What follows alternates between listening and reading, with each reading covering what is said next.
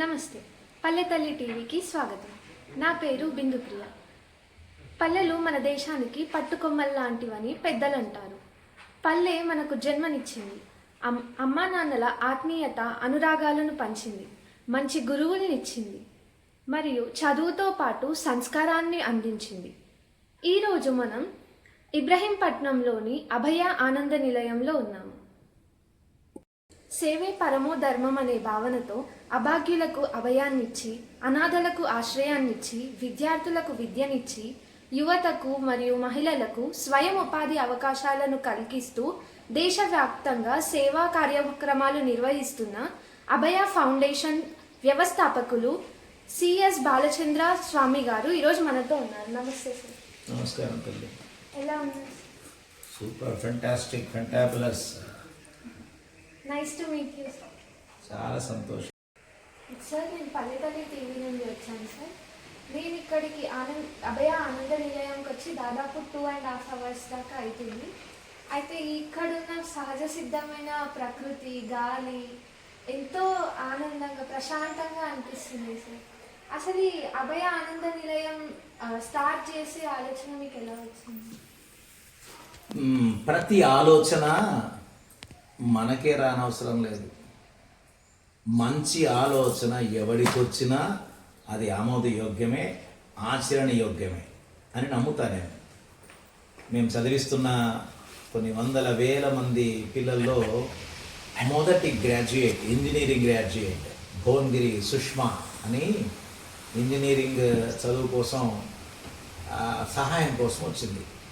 ఆ అమ్మాయిని మనం 3 ఏళ్ల పాటు స్కాలర్షిప్ ఇచ్చి ఒక తోడు నీడగా నిలుచున్నాం.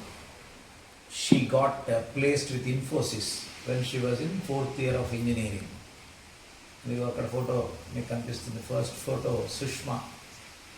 ఆ అమ్మాయి ఇంజనీరింగ్ అయిపోయి ఇన్ఫోసిస్లో జాబ్ కోసం వెళ్తూ నేనేదో తమాషగా అడిగాను అనమాట, నాన్న అంతా బాగానే ఉంది, ఇప్పుడు ఏం చేద్దాం అనుకుంటున్నాం అంటే, ఏం చేద్దాం, నార్మల్గా అందరిలాగా ఉద్యోగం చేసి పెళ్లి చేసుకొని సెటిల్ అయిపోతా.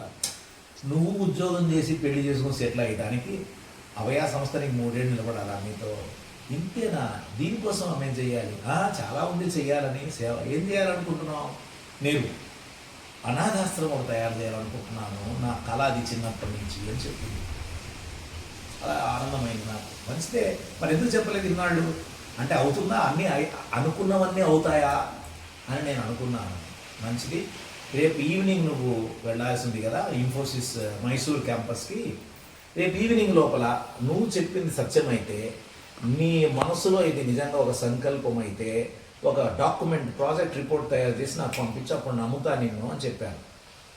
అలా అమ్మాయి 24 hours ఒక ఛాయామాత్రంగా, రేఖామాత్రంగా బొమ్మలేసి ఒక రిపోర్ట్ లాగా తయారు చేసి, వృద్ధులకి, అనాథలకి ఇది ఆశ్రమంలాగా తయారు చేయాలని చెప్పడం, ఆ అమ్మాయి వెళ్ళిపోయింది.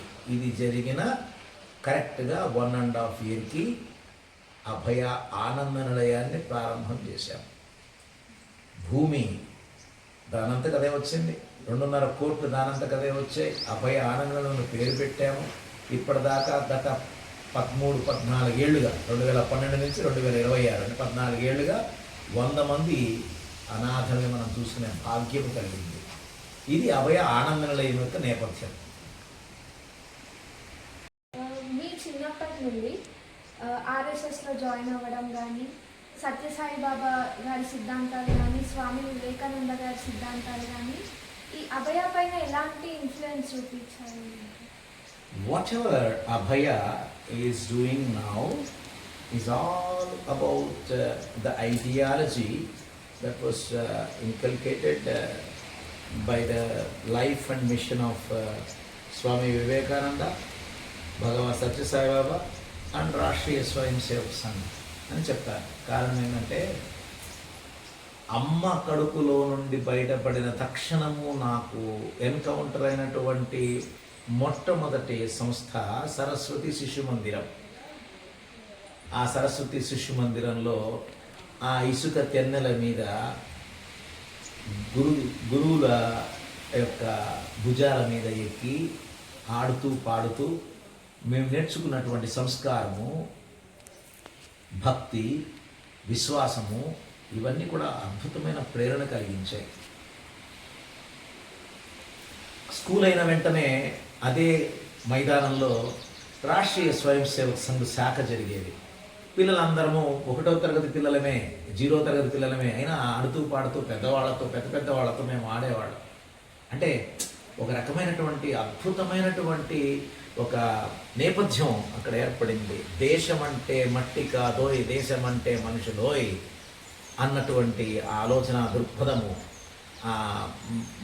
భారతమాత బిడ్డలమందరం, భరతమాత బిడ్డలమే అందరం, కలిసి ఉంటే కలదు సుఖం, కలహిస్తే దుఃఖమయం, పరస్పరం ప్రేమిద్దాం, పరదూషణ మానేద్దాం, కుల భేదాలొద్దు మనకు, భాషా భేదాలొద్దు అన్నటువంటి ఆ ఆలోచన దృక్పథాన్ని రాష్ట్రీయ స్వయం సేవక సంఘ్లో ఏర్పరచుకున్నాం. దాని తర్వాత తదనంతర కాలంలో నేను 8వ క్లాస్ చదువుతున్నప్పుడు సత్సాయిబాబా గారి యొక్క మిషన్ కార్యంలో పాల్గొనడం, అక్కడ ప్రతి ఆదివారము నైతిక తరగతులు నిర్వహిస్తూ ఉండేవాళ్ళు అనమాట. ఈరోజు కూడా ప్రపంచ దేశాల 175 దేశాల్లో చిన్నారి బాలబాలికల యొక్క నైతికతను పెంచే దిశలో ఈ బాల వికాస కేంద్రాలు సాగుతున్నాయి. అలాంటి బాల వికాస్ కేంద్రంలో నేను ఒక చిన్న విద్యార్థిగా మొదలయ్యి అలా బాబా గారి గురించి తెలుసుకోవడం, బాబా గారి యొక్క వ్యవస్థ, సంస్థ, సిద్ధాంతాలను, విలువలను ఆకలింపు చేసుకునే అదృష్టము, భాగ్యము నాకు కలిగింది. అలా వారు అక్కడ నేర్చుకున్న విశేషాలు ఏమని, దేశభక్తి, దైవభక్తి, ఈ రెండు కూడా అభయ సంస్థకి పెట్టని కోటలులాగా మారిపోయినాయి. అభయ సంస్థలో ఈరోజు జరుగుతున్న ప్రతి కార్యము వెనుక భగవాన్ సత్సాయిబాబా గారి యొక్క ఇన్ఫ్లుయెన్సు, అలాగే భగవాన్ బాబా వారు ప్రాపగేట్ చేసినటువంటి సత్య, ధర్మ, శాంతి, ప్రేమ, హింసలు, సేవే మార్గము, love all, serve all, help ever, hurt never అనేటువంటి యొక్క విశేషాలు దీనికి నిలిచాయి, ఆదర్శాలుగా నిలిచాయి. Wonderful sir. ఇప్పుడు 2006లో ఈ అభయ ఫౌండేషన్ అనేది స్టార్ట్ అయింది. 2006 to 2026 ఆల్మోస్ట్ 2 దశాబ్దాలుగా ఇక్కడ ఉన్న చేంజెస్ ఎలా చోటు చేసుకున్నాయి? అప్పటికి ఇప్పటికి సూపర్ 60 కానీ కన్నా ముందు మీ జీవిత నేపథ్యం ఎలా ఉండేది? అంటే మీ హయ్యర్ స్టడీస్ కానీ, మీ జాబ్ కానీ, ఎలా పేరెంట్స్ కానీ? అభయ కంటే ముందు, అభయ తర్వాత నేపథ్యమే మారలేదు తల్లి. అభయ కంటే ముందు కూడా ఇదే సేవా దృక్పథముతో, ఇదే ఆదర్శ భావనతో, ఇదే ఆలోచన ధోరణితో నడిచింది జీవితం అంతా కూడా. ఒక రైట్ టైం కోసం వెయిట్ చేశాం. చిన్నప్పటి నుంచి ఇదే నేపథ్యం. సేవ సేవ సేవ, 10 మంది కోసం బతకాలి, 10 మంది కోసం చెయ్యాలి. సేవయే పరమార్థము, సేవో పరమో ధర్మ, సేవాహి పరమో ధర్మ, ఇలా చిన్నప్పటి నుంచి ఉన్నవే ఇవన్నీ కూడా. ఇది క్రిస్టలైజ్ అయింది ఎప్పుడు అంటే అభయ సంస్థ మనం ప్రారంభం చేసినప్పుడు. ఎన్నెన్నో గ్రామాలు తిరిగాము, ఎన్నెన్నో సేవలు చేశాము. ఎన్ని చదువులు చదివినా చదువు చదువు చదువు చదివి చావంగ నేటికి చావులేని చదువు చదవగలయు అని భగవాన్ సత్సాయిబాబు గారు చెప్పారు. ఎలాంటి చదువు చదవాలి అంటే చావులేని చదువు చదవాలట. ఏంటి చావులేని చదువు అంటే సంస్కారం. పోయిన తర్వాత బతికే పనులు చేయాలి. ఇది బాబాగారు నేర్పించిన యొక్క విశేషము, సూత్రము. ఆ సూత్రాన్ని పట్టుకొని ముందుకెళ్తున్నాం. కోర్కె బ్రతికించు కొన్నాళ్ళు కొన్నేళ్ళు, ఆశ బ్రతికించు నీయుండుదాకా, ఆశయమొక్కటేర అమరత్వమిచ్చేది, ఆశయమొక్కటేర అమరత్వమిచ్చేది, వినుర బాలచంద్ర వినయ సాంద్ర, వినుర బాలచంద్ర వినయ సాంద్ర. కోరికల కోసం బతకలేదు ఎప్పుడు, ఆశయం కోసం బతకాలి, ఆదర్శం కోసం బతకాలి. అప్పుడే చచ్చిన తర్వాత బ్రతికే విధంగా తయారవుతుంది జీవితం అన్న ఆలోచన. అలా 2006 దాకా, అంటే 30 ఏళ్ళు నాకు, 2006కి 30 ఏళ్ళు. బిఎస్సి, ఎల్ఎల్బి, ఎఫ్సిఎస్ 3 డిగ్రీలు చేసామమ్మా. ఎఫ్సిఎస్ అంటే fellow member of institute of company secretaries of India. ఈరోజు లెక్కాచారం ప్రకారము 145 కోట్ల మందిలో కేవలం 75,000 మంది మాత్రమే చేసిన కోర్సు నేను చేశాను. అది ఎఫ్సిఎస్ అంటారు. 2001 సంవత్సరంలో నేను క్వాలిఫై అయ్యాను. అప్పటికి నా మెంబర్షిప్ నెంబర్ 16,000. అంటే దేశంలో 140 కోట్ల మందిలో 16,000 నేను. ఇప్పుడు 75,000 మంది అయ్యారు. నా తర్వాత 50,000 మంది, 60,000 మంది వచ్చారు. అలాంటి వీలవుతే అలా, ఏ విధంగా వీలవుతే ఆ విధంగా, ఎంతమందికి వీలవుతే అంతమందికి, ఎక్కడ వీలవుతే అక్కడ, ఎప్పుడు వీలవుతే అప్పుడు సేవ చేస్తూ ఉండేవాడిని. ఎన్నెన్నో రకాల సంస్థల్లో నేను పనిచేశాను. ప్రధానంగా సత్యసాయి సేవా సంస్థ, సోషల్ ఆర్గనైజేషన్, బాబా గారు పెట్టిన ఆర్గనైజేషన్లో సుమారు 25 ఏళ్ళు నేను చాలా యాక్టివ్గా తిరిగాను. దీనికి చరమాంకం ఏమిటి అంటే 2006లో ఇది కేవలం ఒక రిలీజియస్ ఇదిగా ఉండకూడదు, బాబా గారిని నమ్మని వాళ్ళకు కూడా దీన్ని తీసుకెళ్ళాలి, సేవ అనేటువంటి దాన్ని. భక్తి లేనటువంటి వాళ్ళని తీసుకెళ్ళాలి.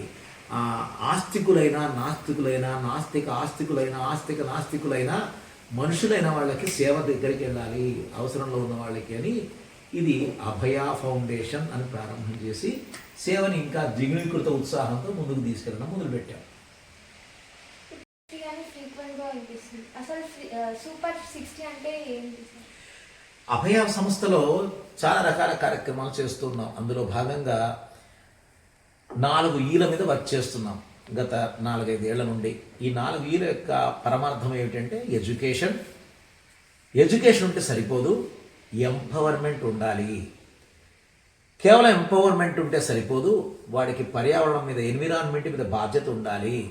కేవలం ఎన్విరాన్మెంట్ బాధ్యత ఉంటే సరిపోదు, ఎన్లైటెండ్ సిటిజన్లా జీవించాలి మనిషి అని 4 ఈల మీద వర్క్ చేస్తున్నాం. ఎడ్యుకేషన్, ఎంపవర్మెంట్, ఎన్విరాన్మెంట్, ఎన్లైటన్మెంట్, ఈ 4 దీని మీద వర్క్ చేస్తున్నాం. ఎడ్యుకేషన్లో భాగంగా మనం చేస్తున్న ఎన్నో కార్యక్రమాలలో సూపర్ 60 ఫ్లాగ్షిప్ యాక్టివిటీ ఇనిషియేటివ్.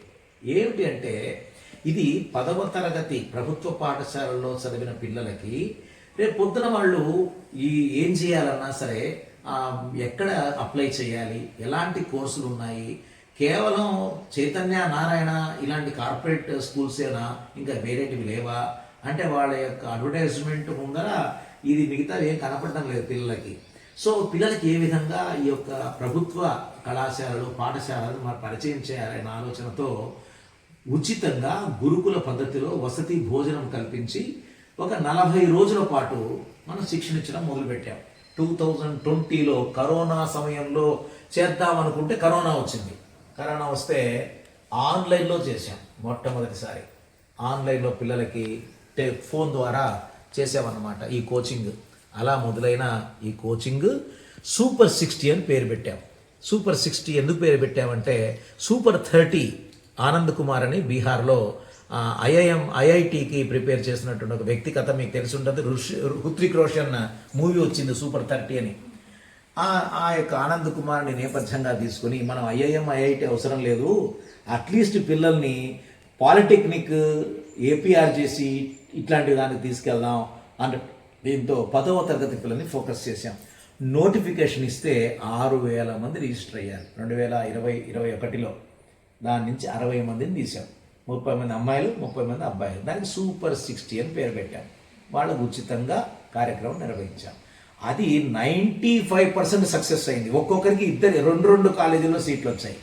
అలా 2020లో ప్రారంభించి 2026కి ఆంధ్ర, తెలంగాణ 2 రాష్ట్రాలలో ఇప్పటికీ 600 మంది అతి దారుణమైన, అతి నిరుపేద యొక్క నిరక్షరాస్య కుటుంబాల నుంచి వచ్చినటువంటి 10th class cream of the చిల్డ్రన్కి మనం టీఎస్ఆర్ చేసి, ఏపీఆర్ చేసి, Sathya Sai university, Rayalaseema development trust, అలాగే మరి Mahatma Phule junior colleges, AP Polycet, Telangana Polycet, polytechnic, ఇలా ఇన్ని రకాల యొక్క దీంట్లో మనం కోచింగ్ ఇవ్వడం జరుగుతుందమ్మా.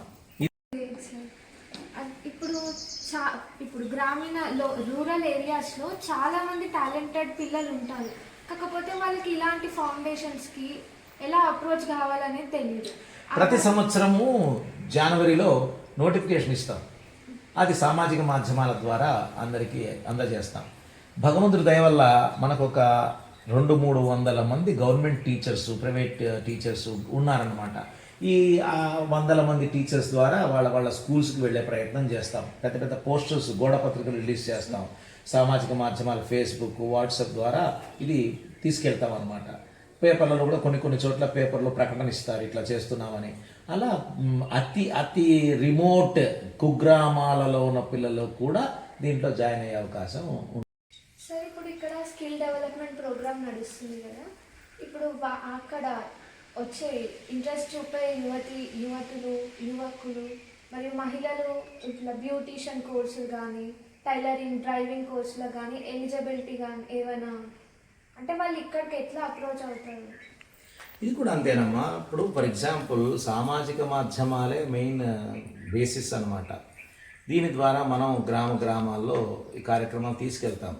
ఇది అనంతపురం, బెంగళూరు, హైదరాబాద్ ఈ 3 ప్రదేశాలలో అంటే తెలంగాణ, ఆంధ్ర, కర్ణాటక 3 రాష్ట్రాల్లో మన క్యాంపస్లు ఆశ్రమాలు ఉన్నాయి, స్కిల్ డెవలప్మెంట్ క్యాంపస్లు ఉన్నాయి. వాటిలో రిజిస్ట్రేషన్ చేసుకుంటాం. ఎలాగా గ్రామాలకు వెళ్ళడం, క్యాంపెయిన్ చేయడం. ఇప్పుడు నీకు తెలిసింది మన ఒక పల్లె టీవీ ద్వారా పల్లెలో ఉన్నటువంటి వాళ్ళు చూడొచ్చు ఈ కార్యక్రమాన్ని, వాళ్ళందరూ కూడా రావచ్చు. ఇక్కడికి వస్తే 18 to 35 years ఉన్న యువకులు మేము సెలెక్ట్ చేస్తాం. వాళ్ళకి మినిమం 15 days, మ్యాక్సిమం 2 months ఒక్కొక్క కోర్స్కి ఒక్కొక్క రకమైన ఇది ఉంటుంది. వాళ్ళందరూ మన దగ్గరే ఉండాలి. వాళ్ళ ఇంటి దగ్గర నేర్పించడం జరగదు. కారణం ఏంటంటే ఇక్కడ మార్నింగ్ నిద్ర లేచిన దగ్గర నుంచి రాత్రి పడుకునేదాకా ఎంతో క్రమశిక్షణారహితమైనటువంటి కార్యక్రమాలు జరుగుతూ ఉంటాయి. యోగా, మెడిటేషన్, తర్వాత కర్మయోగా, సెల్ఫ్ సర్వీస్, తర్వాత నేర్పించడం, తర్వాత టూల్ కిట్స్, యూనిఫామ్ ఇవన్నీ ఇస్తాం వాళ్ళకి. ఇప్పటిదాకా వాళ్ళ ఇళ్లలో చెయ్యని ఎన్నో రకాల పనులని వాళ్ళకి నేర్పించి ఒక అద్భుతమైన వ్యక్తులుగా, గుడ్ సిటిజన్స్ లాగా, మంచి పౌరుల్లాగా మనం బయటికి పంపించే ప్రయత్నం చేస్తున్నాం. ఇది ఎవ్రీబడి ఈజ్ వెల్కమ్. మనం అంటే తారతమ్యము, భాష, కులము, వర్ణము, వర్గము, మతము, రాజకీయము, ప్రాంతము, రాష్ట్రము ఏమీ భేదం లేదు మాకు.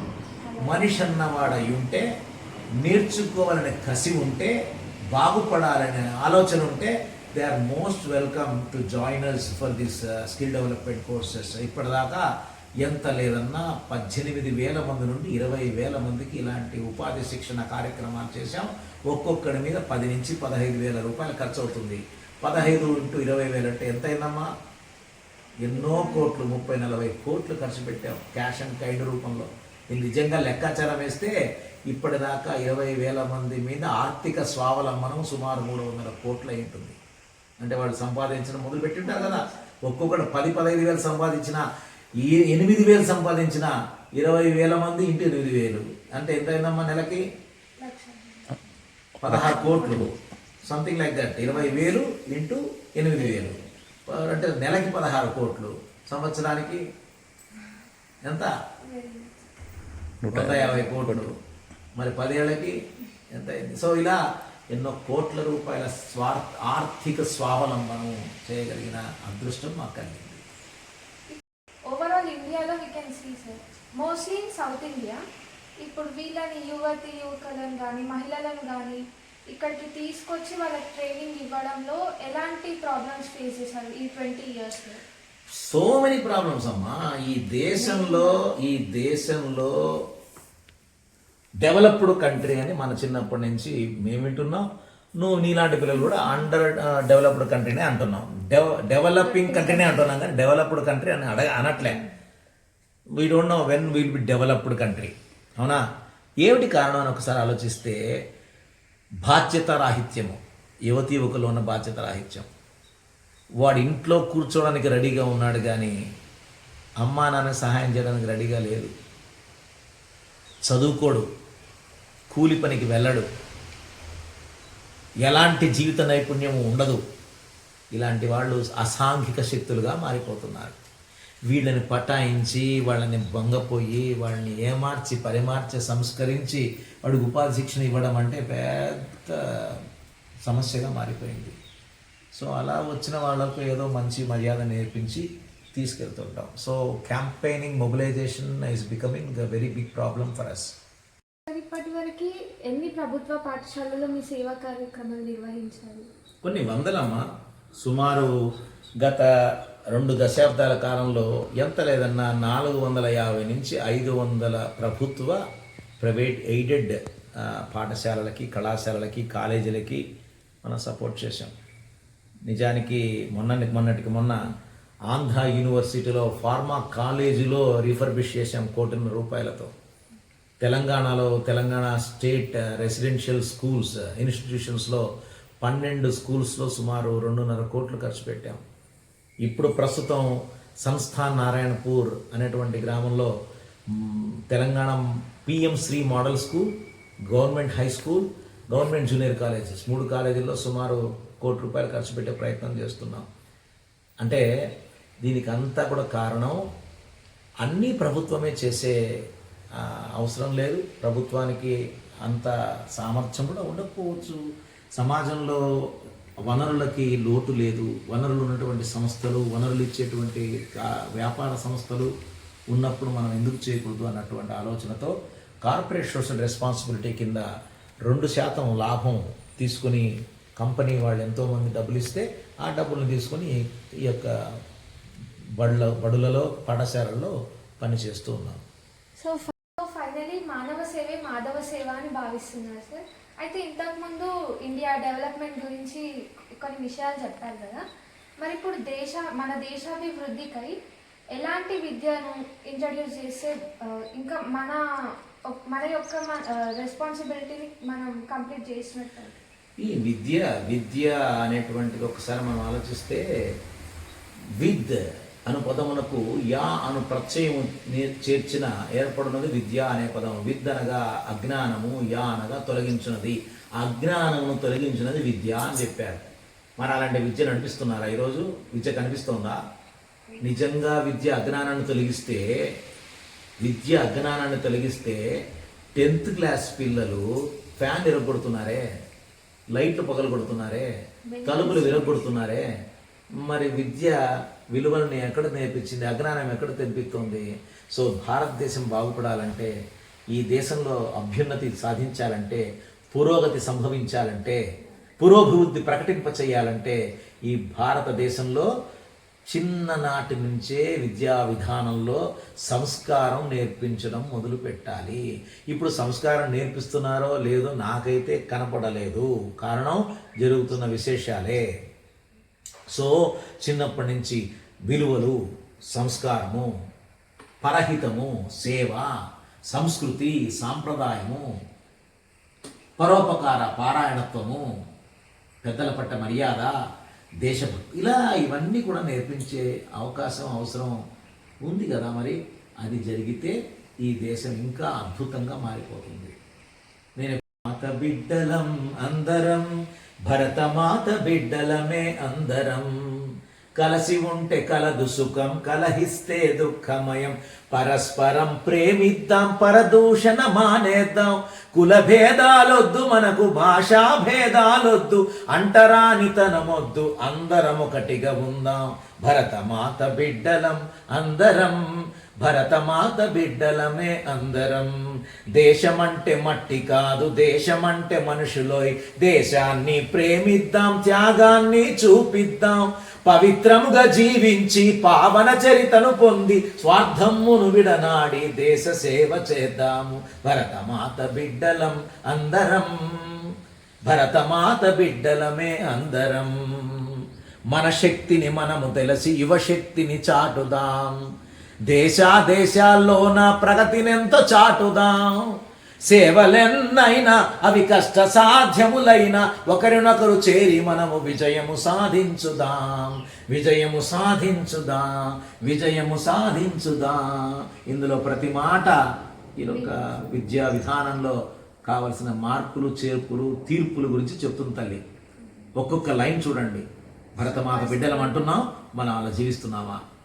చిన్నప్పటి నుంచే నిజానికి ఐ ఫీల్ అంటే with due respects to the constitutional thinking and our government thinking, due respects, అసలు మనకి వన్ నేషన్ కాన్సెప్ట్ ఉంది కదమ్మా. ఇప్పుడు వన్ ఓట్, వన్ నేషన్, చాలా విశేషాలు చెప్తున్నారు కదా. But one nation, why not one education? SC education ఏంటి, ఎస్టీ ఎడ్యుకేషన్ ఏంటి, social welfare education, residential welfare education, Mahatma junior colleges, ఇన్ని రకాల కాలేజెస్, ఎందుకు మోడల్ కాలేజెస్, తెలంగాణ రెసిడెన్షియల్, ఎందుకమ్మా ఇన్ని? ఇప్పుడు మళ్ళీ సెంటర్ ఆఫ్ ఎక్సలెన్స్ కాలేజెస్, అన్ని స్కూళ్లను ఒకటే రకంగా విభజించి అందరికీ అద్భుతమైన నాణ్యమైనటువంటి ఆదర్శమైనటువంటి విద్యా విధానాన్ని ప్రవేశపెట్టలేమా? చిన్నప్పటి నుంచి ట్రైబల్ వేరు, సోషల్ వెల్ఫేర్ వేరు అని విభజన అయిపోయింది కదా. మరి ఎప్పుడు కలిసి ఉన్నాం మనం? కలిసి ఉంటే కలదు సుఖం, కలహిస్తే దుఃఖమయం, పరస్పరం ప్రేమిద్దాం, పరదూషణ మానేద్దాం, కుల భేదాలొద్దు మనకు, భాషా భేదాలొద్దు. ఎక్కడ? Where is it? వర్ణానికి వర్ణంగా, కులానికి కులంగా, మనుషులకు మనుషులుగా మనుషులు విడదీయలేకపోతున్నాం. ఎందుకంటే వాడు చచ్చిపోతాడు కాబట్టి. అన్ని రకాలుగా విడదీసేసాం సమాజాన్ని. సో విద్యా విధానం ఈ విధంగా ఉండడం వల్ల ఎవరికి ఎవరు రెస్పాన్సిబిలిటీగా లేరు అనిపిస్తుంది నాకు. సో చిన్నప్పటి నుంచి ఒకటే విద్యా విధానం, అందరం కలిసిమెలిసి ఒకే వేదిక మీద మనం నేర్చుకోగలిగితే ఎంత బాగుంటుంది చెప్పండి. నువ్వు ఏమిటోడైతే ఏమిటా, మనిషే కదా. నువ్వు కులమే. అసలు అభయ ఫౌండేషన్లో మీ అప్లికేషన్ చూడండి కావాలంటే, అప్లికేషన్లో లేని కాలం ఏంటి తెలుసా?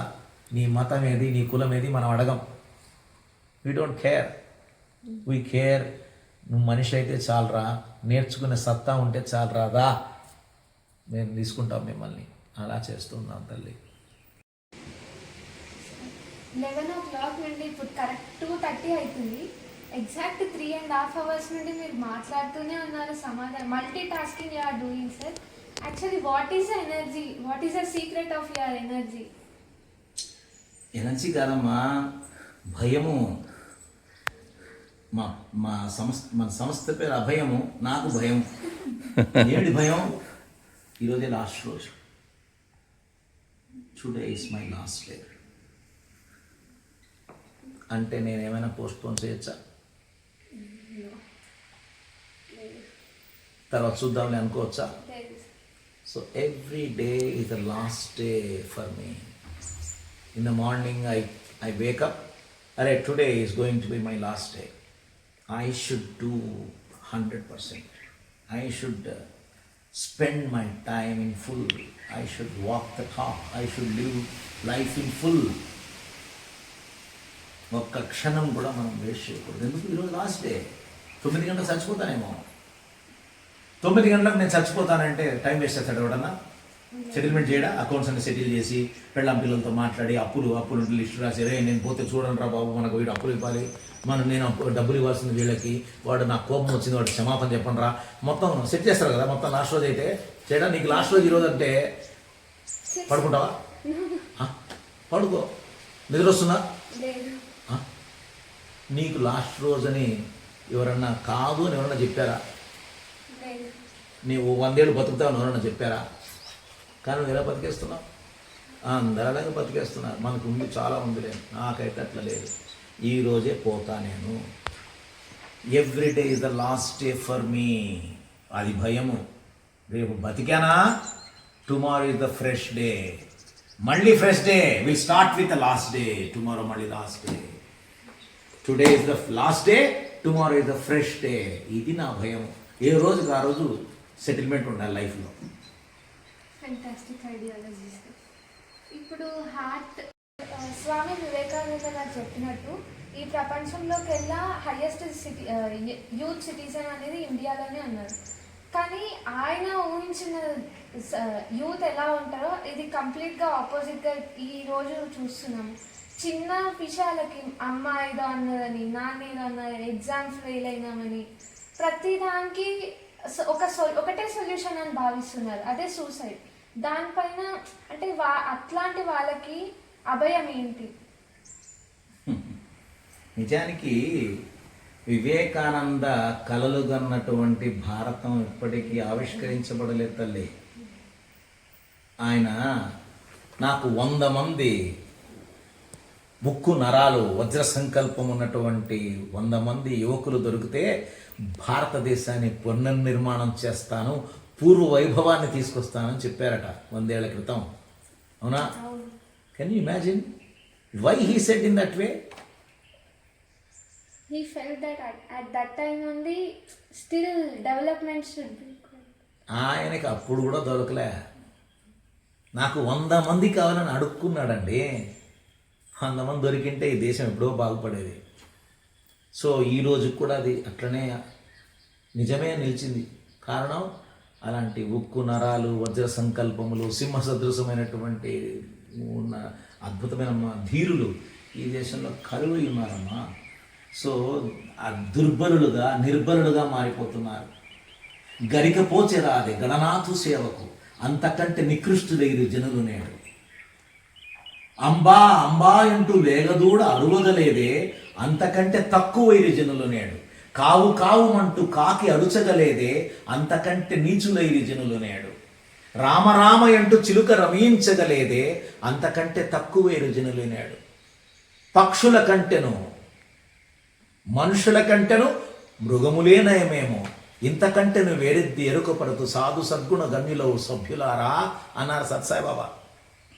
ఏమి పనికిరాని గడ్డి కూడా గణపతికి పూజ చేస్తారట. గడ్డి కారణం ఏంటి? తొక్కితే ములులా కుచ్చుకోదట. అది తీసుకెళ్ళి, అందుకే కుచ్చుకోలేదు కాబట్టి వినయంగా ఉంది కాబట్టి గడ్డిని తీసుకెళ్ళి గరికపోచ గణనాథ సేవ ఉపయోగిస్తారు. ఏమీ పనికిరాని కాకి కూడా కావు కావు అని నడుస్తుంది. కావు అంటే ఏంటి? రక్షించు అని అర్థం తెలుగులో. కావు కావు అని నడుస్తుందట. అంటే పక్షులు కూడా అద్భుతమైన ఆదర్శాన్ని నిరూపిస్తున్నాయి. నిన్న చూశానమ్మా, కేరళలో టీ ఎస్టేట్లో చిన్న కుక్కపిల్ల రీల్ చూశాను యూట్యూబ్లో. ఒక పెద్ద ఏనుగు ఆ టీ ఎస్టేట్లో పడి ఆ విధ్వంసం సృష్టించబోతే ఆ చిన్న కుక్కపిల్ల ఎంత ధైర్యంగా బోవు బోవు బోవు అని దాని మీదకి ఎగురుతోంది. అది తోక ముడుచుకొని పలాయనం చేసింది ఆ ఏనుగు. Can you imagine this? అంటే పసి ప్రాణులు, అంటే అతి చిన్న ఈ అసలు చీమ అడ్డుపెట్టు నీ చెయ్యి నిలిచిపోతుందా? ముందు ఈ పక్క వెళ్తుంది, మళ్ళీ అడ్డుపెట్టు ఎక్కుతుంది, అడ్డుపెట్టు వెనక్కి వెళ్తుంది, కానీ నిలవదు. నిలుస్తుందా చీమ? సాలీడు గూడు కడుతుంది, ఉఫ్ఫు మనం ఊదేస్తావు, అయిపోతుందా? మళ్ళీ కడుతుంది. అసలు సాలీడు ఎందుకమ్మా? ఇదిగో ఆ కిటికీలో పిచ్చుక గూడు కట్టింది నాన్న. పిచ్చుక గూడు వద్దు అని మా పనిచేసే వాళ్ళందరూ తీసేస్తుంటారు. నమ్ముతారో నమ్మవో, మార్నింగ్ తీయడము, ఈవినింగ్ అంతా ఆ పక్షి గూడు మళ్ళీ కట్టడం. అంతకంటే నీచమైపోయింది మన జీవన సంసారం అంతా కూడా, జీవితం అంతా కూడా. ప్రతి చిన్న విషయానికి అలుపు, ప్రతి చిన్న విషయానికి అలక. సో ఆ చిన్న విషయాల్లో ఎందుకు అలా అయిపోతుంది? కారణం ఏంటంటే తల్లిదండ్రులే కారణము. నేను బాగా గుర్తుంది నాన్న, ఒకనొక ఇంట్లో ఆడ పేరు నేను పంతులమ్మ అని పిలుస్తుంటాను. ఆ అమ్మాయి ఇంటికి వెళ్తే అప్పుడే పుట్టిన బాబుకి వాళ్ళ ఇంట్లో ఇంకా పళ్ళు కూడా రాలేదు. వాడికి కాకరకాయ ఇచ్చారు చేతికి. చిన్న పిల్లాడు, వాడు అంటున్నాడు. నాకు భలే ఆశ్చర్యమైంది, ఏందమ్మా కాకరకాయ ఇస్తున్నావు అంటే, అయ్యో స్వామి, మా పిల్లాడికి అన్ని రుచులు నేను అలవాటు చేయాలని ఒకరోజు క్యారెట్, ఇంకో రోజు కాకరకాయ, ఇంకో రోజు ఖర్జూరు, అట్లా డిఫరెంట్ అన్నీ నేను పరిచయం చేస్తున్నాను అని. అలా పరిచయం చేయడం వల్ల వాడు పెద్ద అయిన తర్వాత అయిష్టం అనేది ఏముండదు, అన్నీ ఇష్టంగా తింటాడు. ఈరోజు ఎవరైతే అన్నం తినట్లేదు మా పిల్లలు అంటున్నారో, చిన్నప్పటి నుంచి ఇలాంటి అలవాట్లు చేయలేదే మరి. సో ఎవరు బాధ్యులు దీనికి? నిర్బలత్వానికి, దుర్బలత్వానికి ఎవరు బాధ్యులు? తల్లిదండ్రులు, గురువులు, సమాజం. ఇప్పుడు కింద పడితే, నువ్వు చిన్నప్పుడు కింద పడ్డావు నాన్న, కింద పడితే మీ అమ్మ ఎలా సముదాయించింది, నిన్ను ఎలా ఓదార్చింది చెప్పు? కింద పడ్డావు, కాలుకు దెబ్బ తగిలింది, ఏడుస్తున్నావు. ఏం చేసింది అమ్మ? నించోబెట్టి ఓదార్చింది. ఏడుస్తున్నావు. అప్పుడేం చేసింది? నిజాయితీగా చెప్పు, ఏం జరిగింది? నీకేం జరిగింది? నువ్వేం చూసింటావు? లేపావు. ఇంకా ఏడుపు మానేదంటే ఒకటి కొడుతుందా? ఎందుకు కొడుతుంది? ఎవరిని కొడుతుంది? నిన్ను కొడుతుందా? ఏదో తప్పు జరిగింది నీకు. అట్లయితే మా అమ్మ ఏం చేసింది తెలుసా? నేను చూసింది ఏందో తెలుసా? ఈ దేశంలో ఏం జరుగుతుందో తెలుసా? తల్లిదండ్రుల విషయంలో పిల్లాడు కింద పడుతూనే, అయ్యో నాన్న కింద పడిపోయావా, ఎక్కడ పడ్డావు నాన్న అంట. నేను చూస్తాను కదా, కొట్టు, దాన్ని కొట్టు. ఇది కదా నేర్పించారు. కావలించుకుందా నిన్ను? నిన్ను కొట్టిందా? మర్చిపోయావు, నీకేం జరిగిందో మర్చిపోయావు. ఇది చెయ్యి పట్టి నేర్పిస్తే, నీ ఫెయిల్యూర్కి పక్కవాడు కారణమని నేర్పిస్తే వాడు సూసైడ్ కాక ఏం చేసుకుంటాడు మరి? చెప్పమ్మా. సో చిన్నప్పటి నుంచి వీరత్వాన్ని, శూరత్వాన్ని మరగగాచి కషాయంలా తాకించాలి. అవునా? కౌసల్యాలలామ సూక్తి గర్భము కదా రాముడు దేవుడై రమణగాంచే, పుతిలీభాయ్ ప్రేమతో పెంచుట కదా గాంధీ మహాత్ముడై ఘనతగాంచే, జిజియాలలామ రంజిల్లి పెంచుట కదా శివాజీ ఛత్రపతిగా పేరు పొందే. చిన్ననాటి నుంచి అలా తల్లిదండ్రులు పెంచారు కాబట్టి వాళ్ళు మహాత్ములయ్యారు, మహానుభావులయ్యారు, ఘనులయ్యారు, వీరులయ్యారు, శూరులయ్యారు, ధీరులయ్యారు. మన ఈరోజు పిల్లల్ని దుర్బలులుగా, నిర్బలులుగా మనం చేసేస్తున్నాం. వాడికి అసలు 1 సంవత్సరం పిల్లాడికి మీరు చేతిలో మొబైల్ ఇవ్వకుండా వాడిని సముదాయించగలుగుతున్నారా?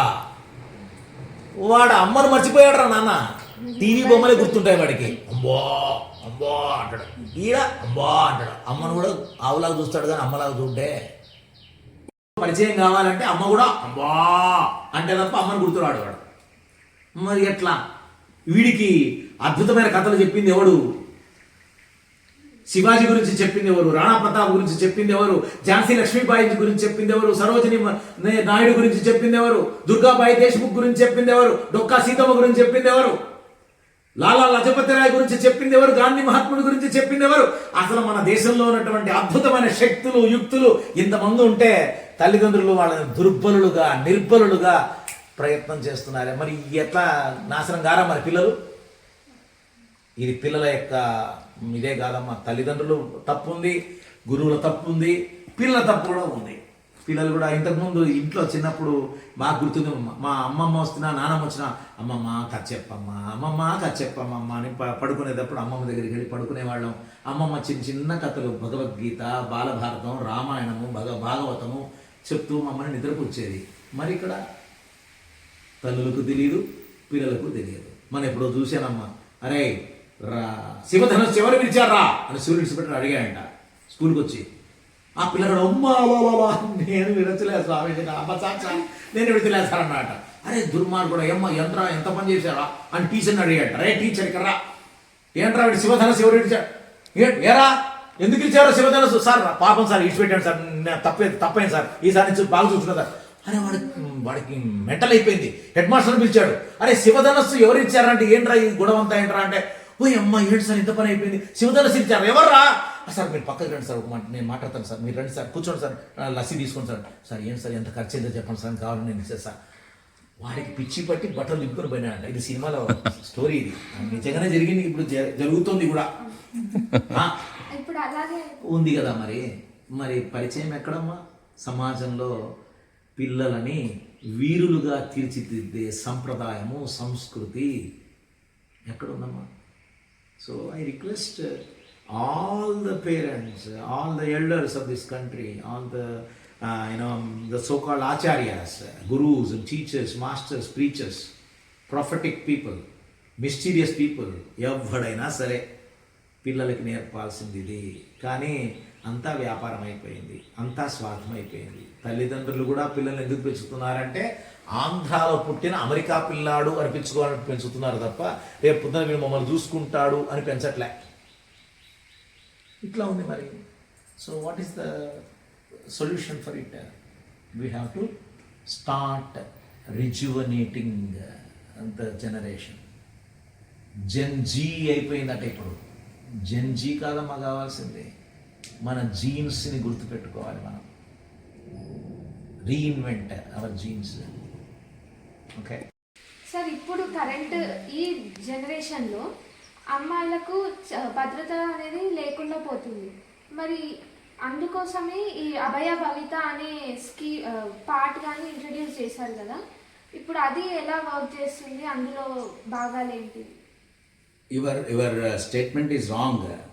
వై? బికాజ్ అమ్మాయిలకి భద్రత లేదు ఈ ప్రపంచంలో అన్నది హాఫ్ ట్రూత్ అమ్మా. అబ్బాయిలకు కూడా భద్రత లేదు అని ఫుల్ ట్రూత్. నిన్న జరిగిన ఇన్సిడెంట్స్ అన్ని చూస్తున్నావో లేదో తెలుస్తోందా? పట్టపగలు దారుణంగా అమ్మాయిలు కూడా అబ్బాయిల్ని చంపుతున్నారు, కూనీలు చేస్తున్నారు, కిడ్నాపులు చేస్తున్నారు. రచ్చ రచ్చ జరుగుతుంది దేశంలో. దినానికి నైతిక విలువలు నాశనం అవుతున్నాయి. మొగుణ్ణి చంపి ఇంట్లో పాతిపెట్టి టైల్స్ కూడా కప్పేసిందట ఒక తల్లి. క్రూయల్టీగా పాపం అబ్బాయి. మా అమ్మాయిల భద్రత లేదంటాం. కానీ ఆ అమ్మాయిల అబ్బాయిలు కాకుండా భవిత అనే కాన్సెప్ట్. భవిత అంటే ఏమిటి? ఫ్యూచర్. ఈ కంట్రీ ఫ్యూచర్ అనేటువంటిది ఎవరు అంటే యువతీ యువకులు సరైన పద్ధతిలో ఆలోచించాలనే యొక్క భావనతో అభయ భవిత అనే కార్యక్రమం ఏర్పాటు చేశాం. 2024లో 54వ సంవత్సరం బర్త్డే చేసుకుంటున్నప్పుడు నా శ్రేయోభిలాషులందరికీ కూడా వాట్సాప్ ద్వారా ఒక మెసేజ్ పంపించాను. బాబు, నా బర్త్డే వస్తుంది 30 రోజులు తర్వాత, మీరు నాకు విష్ చేసినా చేయకపోయినా పర్వాలేదు, కనీసం 54 రూపాయలన్నా నాకు విరాళం ఇవ్వండి అని మెసేజ్ పెట్టాను.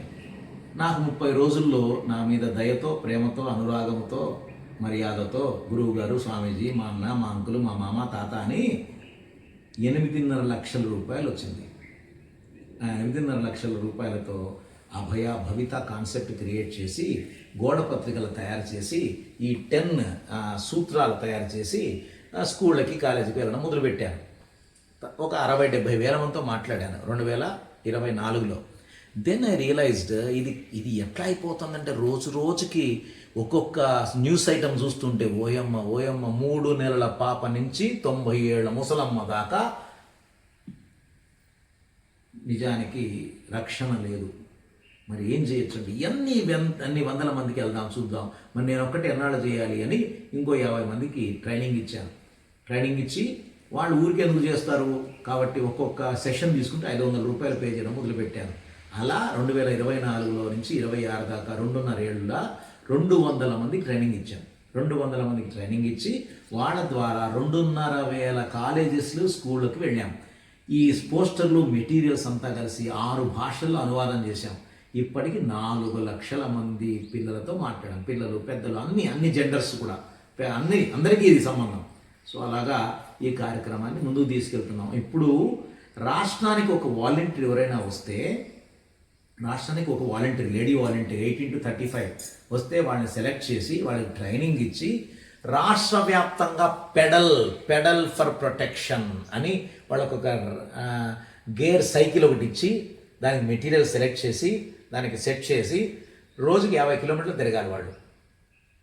వాళ్ళకి ఖర్చులకి 50,000, మొత్తం తిరిగి వస్తే, స్టేట్ అంతా తిరిగి వస్తే ఇంకో 50,000, ₹1,00,000 ఖర్చు పెట్టే ప్రయత్నం చేస్తున్నాం. ఇది 6 రాష్ట్రాలలో 6 మంది వాలంటీర్స్ కావాలి మాకు. We will take care of them, their expenses, అంతా శిక్షణ ఇస్తాం, డ్రెస్సు, యూనిఫామ్, మెటీరియల్ అంతా ఇచ్చి వాళ్ళకి రూట్ మ్యాప్ ఇచ్చి స్టేట్ అంతా తిప్పిస్తాం. సో ఫ్రమ్ పల్లె టీవీ నిజంగా సత్తా, దమ్ము, స్థైర్యము, ధైర్యము ఉన్నటువంటి లేడీ వాలంటీర్స్ ఎవరైనా ఉంటే they are most welcome to registers.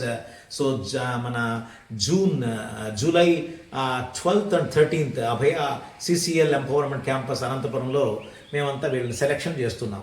So ఆ రోజుకి ఎవరైనా వస్తే కూడా రావచ్చు. అలాగే 12th and 13th ఈ భవిత మీద 5వ దశ ట్రైనింగ్ శిక్షణ కార్యక్రమం చేస్తున్నాం. దీనికి సుమారు కేరళ, తెలంగాణ, తమిళనాడు, పుదుచ్చేరి, ఆంధ్ర, కర్ణాటక రాష్ట్రాల నుంచి 75 మంది వస్తున్నారు. ఇంకా రావచ్చు, ఎవరైనా సరే రిజిస్టర్ చేసుకోవచ్చు. 2 రోజులు ట్రైనింగ్ తీసుకుంటే సర్టిఫికెట్ ఇస్తాం. కాలేజీలకి, స్కూళ్ళకి, కార్యాలయాలకి వెళ్ళి ఈ యొక్క భవిత కార్యక్రమం గురించి చెప్పాలి. 500 వాళ్ళకి హానోరోరియం. అలా నెలకి 10,000 సంపాదించే వాళ్ళు ఈరోజు ఉన్నారు అభయ సంస్థలో వాలంటీర్స్గా. So we welcome all those interested to register their names for this training. పిల్లలు వదిలేసిన తల్లిదండ్రులను అక్కున చేర్చుకొని మన సొంత తల్లిదండ్రులుగా చూసుకొని, అంటే వృద్ధాశ్రమంలో ఇప్పుడు ప్రజెంట్ ఎంతమంది వృద్ధులు? ఇక్కడ మనకి సుమారు 25 మంది అనాథ వృద్ధులు ఉన్నారమ్మా. చిన్న పిల్ల 2-3 కూడా ఉన్నారు. అసలు దిక్కే దివాణము లేదు. ఎవరు లేదు, వాళ్ళు ఏమైనా రేపు పొద్దున పోతే మనమే అంత్య సంస్కారం కూడా చేస్తాం. సో 20 మంది ఇప్పుడు 2006 నుండి 2026 వరకు 2 దశాబ్దాలుగా చేసిన సర్వీసెస్ వింటుంటే అసలు really hats off to you sir. చూశారు కదా ఆనంద నిలయంలో ఉన్నటువంటి సేవా కార్యక్రమాలు. మరి మీలో ఎవరికైనా ఇలాంటి ఉద్యోగాలు కానీ ఉపాధి కానీ కావాలన్నా మరియు ఎలాంటి విద్యా అవసరాలున్నా ఖచ్చితంగా ఇబ్రహీంపట్నంలోని ఆనంద నిలయానికి రావచ్చు. మరియు బాలచంద్ర గారి సార్తోని ఇంత మంచి ఇంటర్వ్యూ ఇచ్చినందుకు చాలా థ్యాంక్ యూ సార్. చాలా సంతోషం. And I take this opportunity to thank పల్లె తల్లి TV channel and crew led by Venkat. Very happy. ఇలాంటి ప్రయత్నాలు చేస్తూ ఉండాలి. ఇది చిరు ప్రయత్నం అని నేను అన్ను, ప్రతిదీ ప్రయత్నమే. ఈ ప్రయత్నం ఫలించాలని, ఈ ప్రయత్నం ద్వారా పల్లె తల్లి టీవీ 10 మందికి, 10,000 మందికి, 10 లక్షల మందికి చేరాలని ఒక ప్రార్థనతో అందరికీ నమస్కరిస్తూ ఆ భరతమాత పాదాల దగ్గర శరణు వేడుతూ జై బోలో భారత్ మాతాకి జై. ఫౌండేషన్ వ్యవస్థాపకులు బాలచంద్ర స్వామి గురించి తెలుసుకున్నారు కదా. మరొక ఎపిసోడ్లో మరొక ఉన్నతమైన వ్యక్తుల గురించి తెలుసుకోవాలంటే అప్పటి వరకు పల్లెతల్లి టీవీ ఛానల్ని సబ్స్క్రైబ్ చేయండి, లైక్ చేయండి మరియు షేర్ చేయండి. ధన్యవాదాలు.